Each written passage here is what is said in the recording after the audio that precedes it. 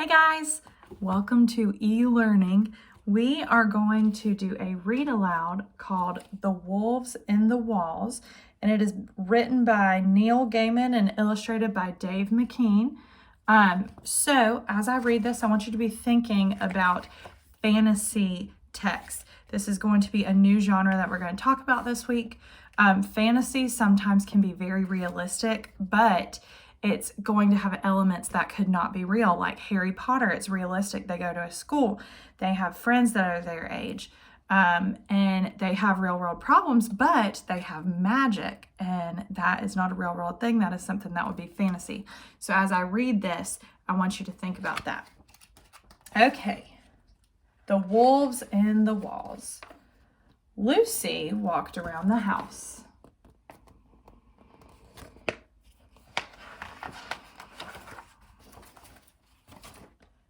Inside the house, everything was quiet. Her mother was putting homemade jam into pots. Her father was out at his job playing the tuba. Her brother was in the living room playing video games. Sounds like a lot like y'all would be familiar with. Lucy heard noises. The noises were coming from inside the walls. They were hustling noises and bustling noises. They were crinkling noises and crackling noises. They were sneaking, creeping, crumpling noises. I'm sure you can relate to a time when maybe you've heard a noise in your house. And it's like, what is that? Lucy knew what kinds of things make noises like that in the walls of big old houses. And she went and told her mother, "There are wolves in the walls." Lucy said to her mother, "I can hear them." "No," said her mother. "There are no wolves in the walls. You must be hearing mice, I suppose." "Wolves," said Lucy. "I'm sure it's not wolves," said her mother. "For you know what they say. If the wolves come out of the walls, then it's all over." "What's all over?" Lucy asked. "It," said her mother. Everybody knows that. So it's all over. Lucy's wondering, what is it that you're speaking of?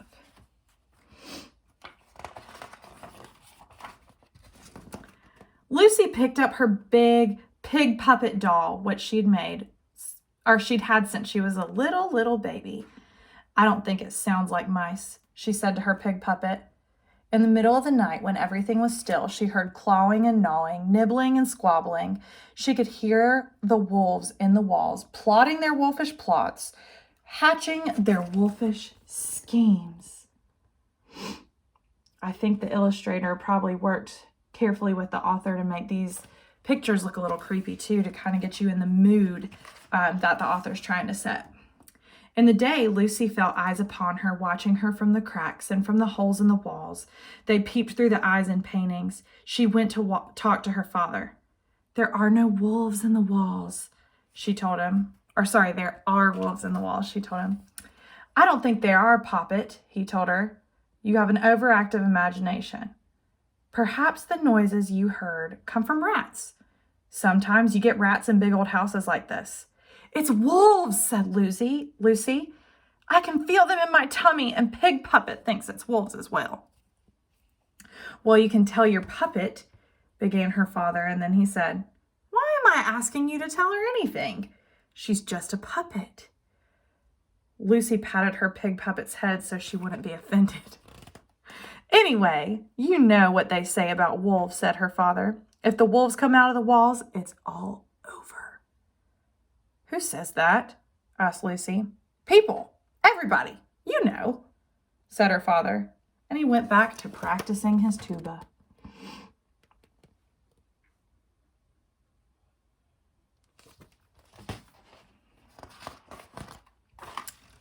She was drawing a picture when she heard the noises again. A scrambling, rambling, rustling in the walls. "There are wolves in the walls," she told her brother. "Bats," he said. "You think it's bats?" she asked. "No," he said, "I think you are."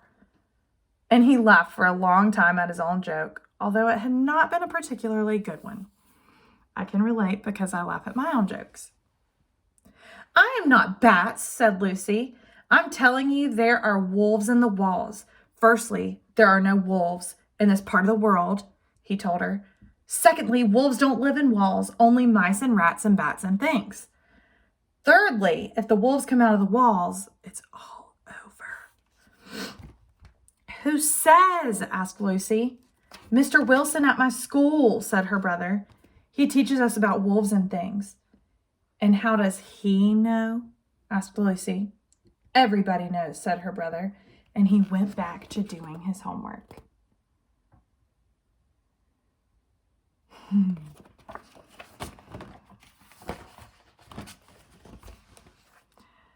The next day, the noises were louder. We have to do something about those mice, said her mother. Pesky rats, said her father. I'll call someone up about them in the morning. It's bats, I know it is, said her brother happily. I should ensure that I will sleep with my neck exposed tonight in case one of them is a vampire bat. Then, if she bites me, I will wake up and fly and sleep in a coffin and never have to go to school in the daytime again. But Lucy did not think it was mice or rats or bats. She shook her head at this sad display of ignorance. Then she cleaned her teeth and she kissed her mother and her father, and she took herself off to bed. So far, this book is a little realistic. I'm waiting to see when the fantasy part's going to come into it. The old house made no noises that night. I don't like it, Lucy told her pig puppet. It's too quiet. But soon enough, she closed her eyes and she was fast asleep. In the middle of the night, there was a howling and a yowling, a bumping and a thumping, and what? What do y'all think it's going to be? The wolves came out of the walls. I guess it's all over, guys.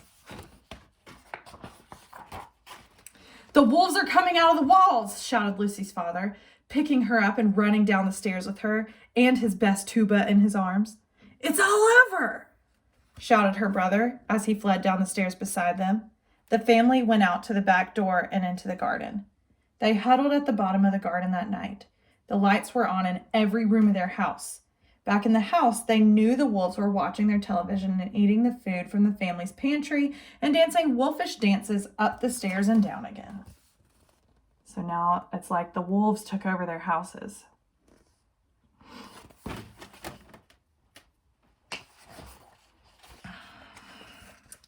This picture's kind of dark. I'll let you look at it first. Okay. We should go and live in the Arctic Circle, said Lucy's father, where the houses are made with walls of ice and snow and there's nothing but polar bears and seals for hundreds of miles. Where the wolves come out of the walls, there's nothing you can do. Said Lucy. We must go and live in the Sahara Desert, said her mother, where the walls are colored tent silks that flap in the hot wind and there's nothing but camels and desert foxes for thousands of miles. Bleh, said Lucy. I think we should go and live in outer space, said her brother. We could live in an orbiting space station with metal walls with lights on them that blink and flash and nothing but foozles and squawksicks for billions of miles. What are foozles and squawksicks? Asked Lucy. Outer space things, he told her. They have lots of legs except for the squawksicks who don't have any legs at all, but they are friendly enough. I don't want to live anywhere that isn't my house, said Lucy, and I've left my pig puppet behind. We can get you a new one, wherever we're going, said her mother. Now, let's try to get some sleep. They're going to sleep outside in the yard? It was chilly at the bottom of the garden, and Lucy missed her pig puppet. She'll be all alone in that house with those wolves, she thought. They could do dreadful things to her. I believe she's imagining the wolves hanging her pig, eating her pig. So Lucy crept back up the garden, quieter than a mouse, and she slipped up the back steps and through the back door and into the house. Lucy was standing there in the little hall at the back of the house when she heard some wolves coming down the stairs. They had been eating jam and toast in front of the television and were coming back for more. Where could she go? What could she do? Quick as a flick of the wing of a bat, Lucy stepped into the wall. She crept through the house on the inside, through the downstairs, up the middle, and into the hall of her bedroom. Wow. There was a huge wolf, fat as anything, asleep on her bed. He was wearing her socks, 2 on his back paws, 1 on his ear, and 1 on the tip of his tail. He was snoring very loudly. Lucy pushed open the picture that hung over the bed that she climbed down. Carefully, quietly, she picked up her pig puppet from the floor and gave her a hug. "Snorgle, snurk," snored the wolf, fast asleep.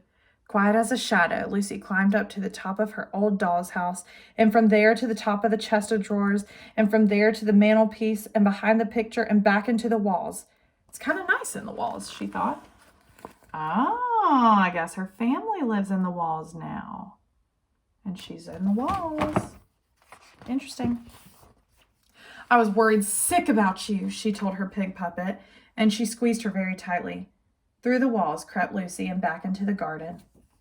"Where have you been?" they asked her. I had to go and get my pig puppet," she told them. "I told you I would have bought you a new one," said her mother. "One that was pink and new and not going gray."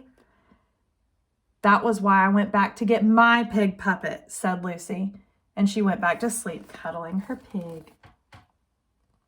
Makes me wonder if any of you have a pig puppet or something that you like to have. It's called a security blanket to make you feel better. The next morning, Lucy's mother went to work and Lucy's brother went to school, and Lucy and her father sat down at the bottom of the garden. He practiced his tuba and read travel brochures. "We could go and live on a desert island," her father told them all that evening over a dinner of hamburgers and French fries and little apple pies with astonishingly hot middles, which Lucy's mother had bought for them when she got back from work. "We could live in a grass hut with grass walls on an island in the middle of the sea with nothing but goats on the island and nothing but fishes in the sea. We could live in a hot air balloon," said her mother. "We could live in a treehouse at the top of a very tall tree," said her brother. "Or we could go back and live in our house again," said Lucy.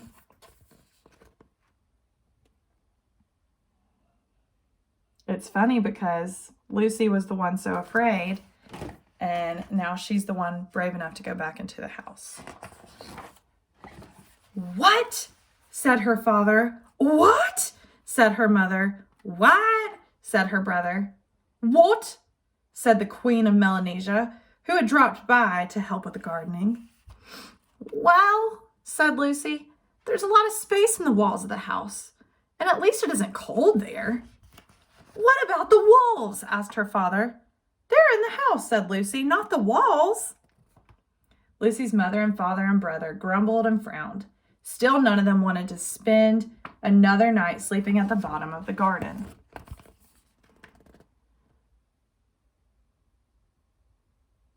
So now the wolves are not living in the walls, they're living in the house. Oh, this is interesting. They tried sleeping in the shed, but it smelled too much of lawnmowers and of the fertilizer used for the rhubarb. So they crept up the back steps, through the back door, into the back hall, and into the woods. "We must be very quiet," said Lucy. But the wolves were making such a noise that no one could have heard them anyway. The family crept through the walls of the house, peeking out through the eye holes of paintings and through the cracks of things.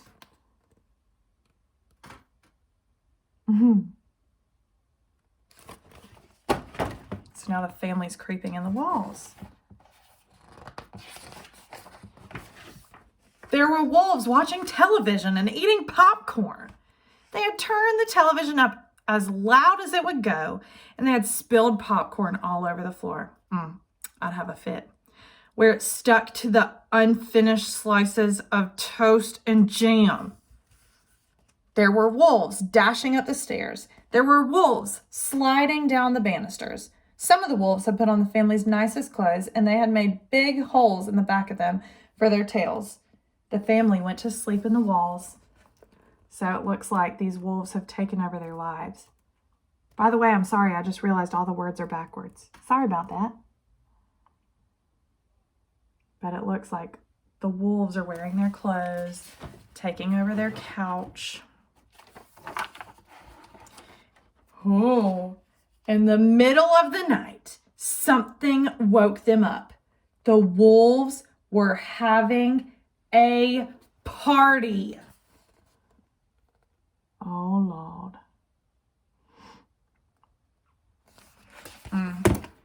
Silly wolves. They were singing and dancing and telling jokes.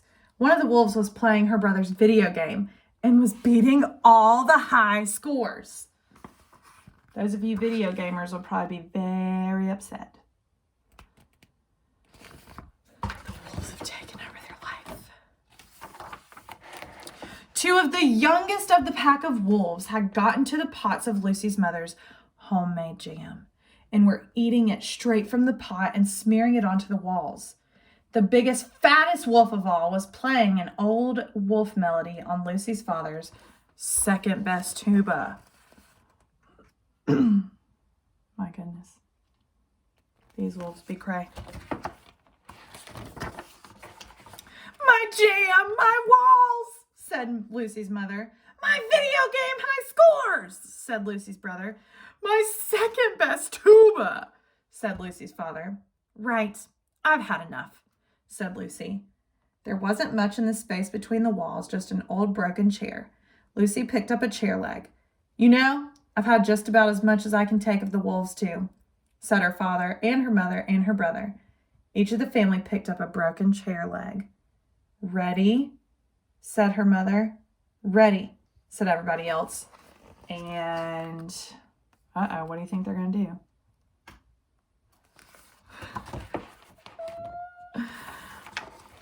Arrgh! The people have come out of the walls, howled the wolves. And when the people come out of the walls, shouted the biggest, fattest wolf, flinging aside the tuba, it's all over. Round and around they ran, gathering up their most treasured possessions. Flee, they shouted. Flee, flee, flee. For once the people come out of the walls, it's all over. Down the stairs went the wolves, scurrying and hurrying and tumbling over each other in their hurry to get out of the house and get away. Whose idea was this anyway? Moaned one of the wolves.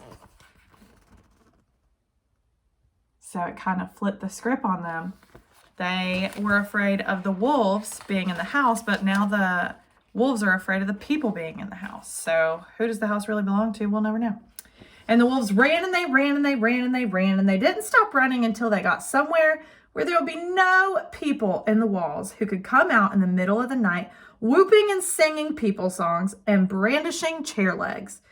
And whether they went to the Arctic or the desert or outer space or somewhere else entirely, nobody knows. But from that day to this, those wolves have never again been seen. It took the family several days of cleaning up to make the house look anything like it did before the wolves came out of the walls.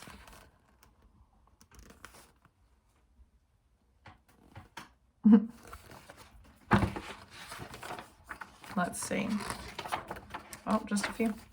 But eventually everything was back the way it had been before, except for Lucy's father's second best tuba, which had sustained severe jam damage.